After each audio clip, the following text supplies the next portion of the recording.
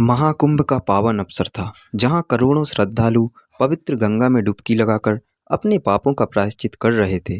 वहां साधु संतों की भीड़ थी और सबसे अलग दिखने वाले थे नागा साधु, जिनके शरीर पर राख लगी थी और वे पूर्णतः नग्न अवस्था में अपने तप और साधना की पहचान कराते हुए गंगा जी में स्नान कर रहे थे।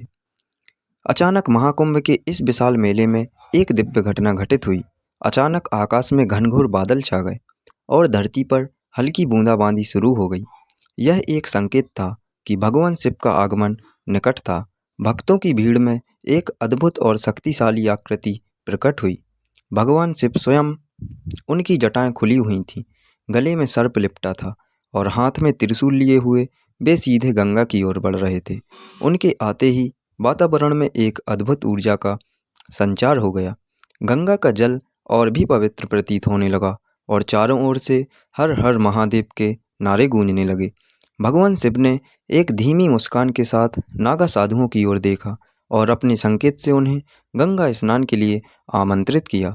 नागा साधुओं ने शिव के इस आह्वान का आदर किया और वे शिव के साथ गंगा के पवित्र जल में प्रवेश करने लगे।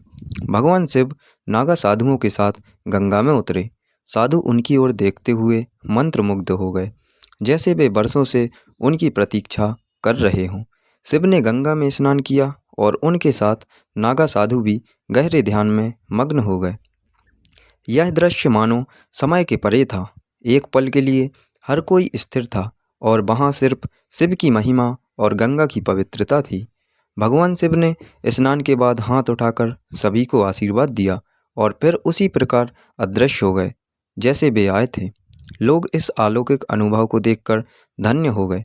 उस दिन महाकुंभ की गंगा स्नान केवल पवित्रता का ही नहीं, बल्कि भगवान शिव की कृपा का भी प्रतीक बन गया।